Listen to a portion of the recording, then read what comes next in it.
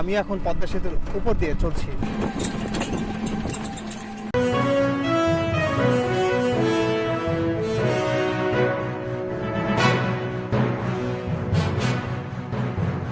দাঁড়িয়ে আছি মুন্সিগঞ্জের মাওয়ায় পদ্মা সেতুর কাছে। পিছনে চলছে স্বপ্নের পদ্মা সেতু নির্মাণের কাজ। আজ থাকছে পদ্মা বহুমুখী সেতু নিয়ে একটি প্রতিবেদন। পদ্মার ঢেউ রে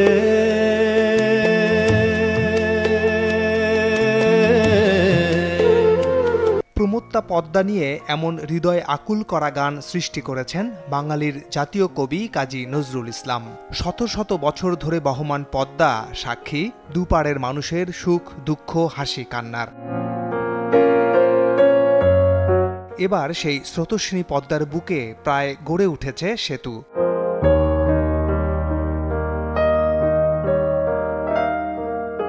কাছে দূরে সব জায়গা থেকেই পদ্মার বুকে গর্বিতভাবে দাঁড়িয়ে আছে পদ্মা সেতু।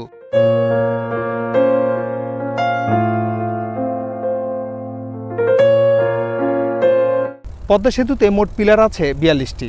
এর উপর বসবে ৪১টি স্প্যান, যার অধিকাংশ বসা শেষ, আর মাত্র কয়েকটি বাকি রয়েছে, যেগুলো ১০ ডিসেম্বরের মধ্যে বসার পরিকল্পনা আছে কর্তৃপক্ষের। আগে যেখানে প্রতিটি স্প্যান বসাতে সময় লাগতো ১ থেকে ২ মাস, সেখানে গত ১১ অক্টোবর থেকে ১২ নভেম্বর পর্যন্ত মাত্র ১ মাসে বসেছে পদ্মা সেতুর বুকে ৬টি স্প্যান।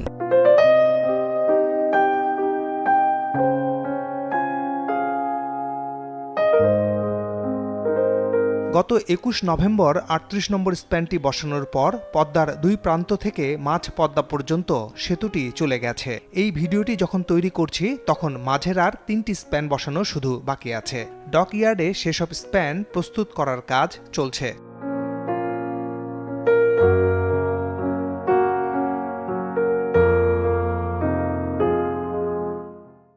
পদ্মা সেতুর মাওয়া প্রান্তের একটি ডকইয়ার্ডে আমরা আছি। এখানে চলছে স্প্যান রং করার কাজ। এই স্প্যানটির কালার দেখতে পাচ্ছেন যে এটি ধূসর কালার। পদ্মা সেতুর রঙও কিন্তু ধূসর। এটি করার কারণ বাংলাদেশের আবহাওয়া এবং জলবায়ুর সাথে এটি মানানসই এবং সবচেয়ে বেশি টেকসই হওয়ার সম্ভাবনা রয়েছে। ডকইয়ার্ডটি এতই লম্বা যে এক মাথা থেকে আরেক মাথায় যাওয়াটা কষ্টকর হয়ে যায়। তারপরেও আমরা চেষ্টা করেছি অনেক দূর যাওয়ার জন্য, কিন্তু খুব বেশি দূর যাওয়ার অনুমতি নেই, কারণ এখানে কাজ চলছে এবং বেশ ঝুঁকিপূর্ণ এলাকা হয়। এখানে কিছুটা সাবধানতা অবলম্বন করতে হচ্ছে।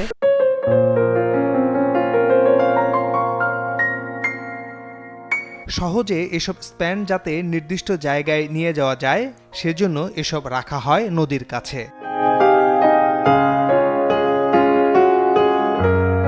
দূরে ওই পিলারগুলোর উপর যে স্প্যানগুলো দেখতে পাচ্ছেন, সেই স্প্যানগুলোর মধ্যে কয়েকটি স্প্যান বসানোর কাজ এখনো বাকি রয়েছে।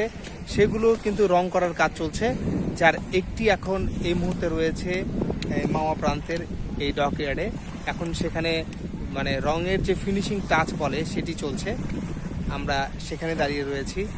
এই স্প্যানটি হয়তো ২-১ দিনের মধ্যেই পদ্মা সেতুর বুকে বসবে এবং এভাবেই একটি একটি করে মোট ৪১টি স্প্যান বসানোর কাজ শেষ হলেই কিন্তু স্বপ্নের পদ্মা সেতুর পুরো অবয়ব পাবে।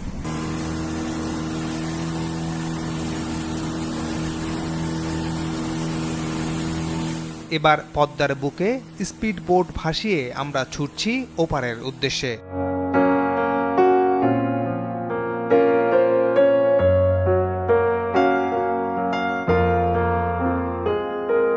সকালের মিষ্টি রোদে পদ্মাকে মনে হয় রূপালী নদী। নদীর জল কেটে কেটে এগিয়ে যাচ্ছে আমাদের বহন করা স্পিড বোট।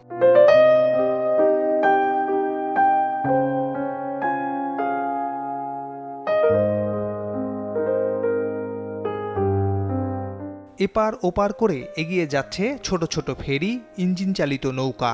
যতই সেতুটির কাছাকাছি যাচ্ছি ততই চোখে পড়ছে এর বিশালত্ব।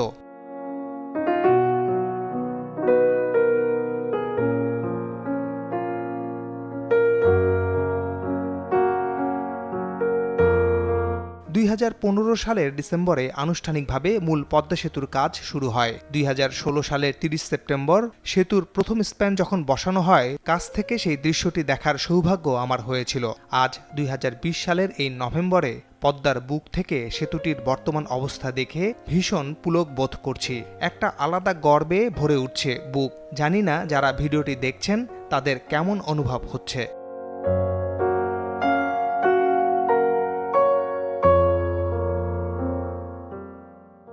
এটি জাজিরা প্রান্ত এবং পদ্মা সেতুর এখন পর্যন্ত সবচেয়ে বেশি কাজের অগ্রগতি কিন্তু এই জাজিরা প্রান্তে। এখন জানেন যে মোট 41টি স্প্যানের মধ্যে যতগুলো স্প্যান বসানো হয়েছে তার বেশিরভাগই কিন্তু এই জাজিরা প্রান্তে বসানো হয়েছে।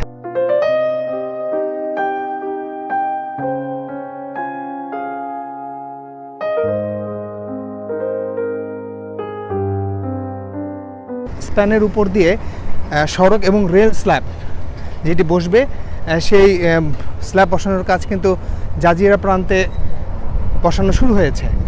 আমরা এখন সেটি দেখতে যাচ্ছি এবং চেষ্টা করব আপনাদেরকে সেটি দেখানোর।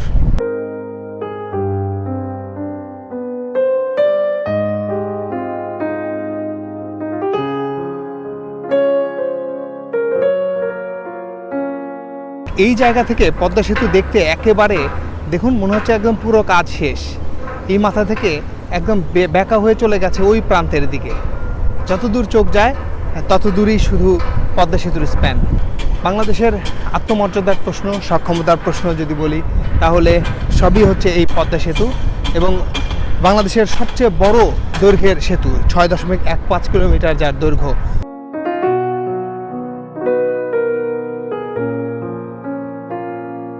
প্রথমে শুধু সড়ক সেতু নির্মাণের কথা থাকলেও পরে নকশায় পরিবর্তন এনে সেতুটিতে সড়ক ও রেল যোগাযোগের ব্যবস্থা রাখা হয়। পদ্মা সেতু নির্মাণে খরচ ধরা হয়েছে 30,000 কোটি টাকার বেশি। রেল স্ল্যাব এবং সড়ক স্ল্যাব দুটোই বসানোর কাজ কিন্তু শুরু হয়েছে। কয়তলা উঠলাম আমরা জানি না, ঠিক উঠতেই আছি। হয়তো আর আমরা কাছাকাছি চলে এসেছি রেল স্ল্যাবে। জানেন যে সেতুর মাঝ দিয়ে কিন্তু যাবে রেল স্ল্যাব, মানে রেল লাইন, আর তার উপরে থাকবে সড়ক স্ল্যাব।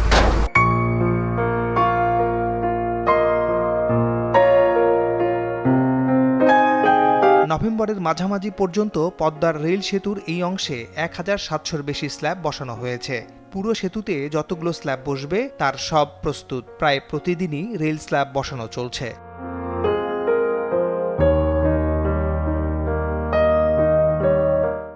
পদ্মা সেতুর উপরের যে অংশে আমি দাঁড়িয়ে রয়েছি এটি হচ্ছে, এর উপর দিয়ে আসলে রেল চলাচল করবে। এখানে বসানো হয়েছে রেল স্ল্যাব। এর উপর রেল লাইন বসানোর কাজ শেষ হলেই, যখন পুরো সেতুর কাজ শেষ হবে তখনই কিন্তু এর উপর দিয়ে রেল চলাচল করতে পারবে।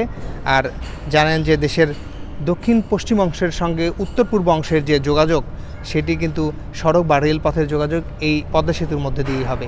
এর ফলে দেশের অর্থনৈতিক প্রবৃদ্ধি কিন্তু বাড়বে 1.25%। এটি অনুমান করছেন অর্থনীতি বিশ্লেষকরা।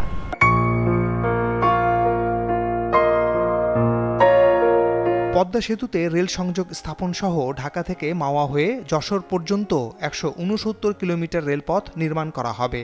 2024 সালের মধ্যে তা নির্মাণের পরিকল্পনা আছে সরকারের। সেতুর একেবারে ওপরের অংশ এটি। সেতুটি প্রস্তুত হলে এই অংশ দিয়ে ছুটবে যানবাহন।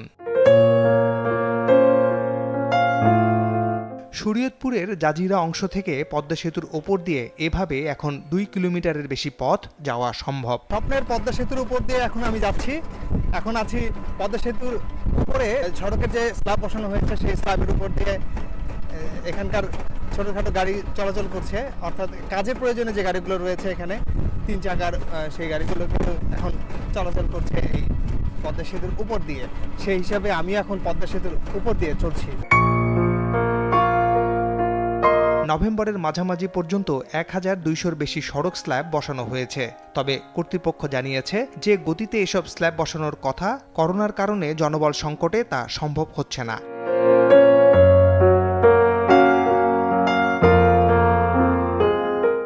বর্তমানে সড়ক স্ল্যাব বসাতে 2টি ইউনিট কাজ করছে।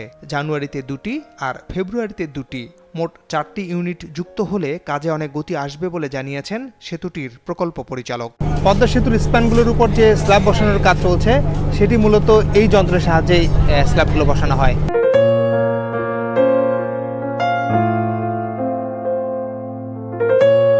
পদ্মা সেতুতে দাঁড়িয়ে নিচে দেখছি পদ্মা নদী।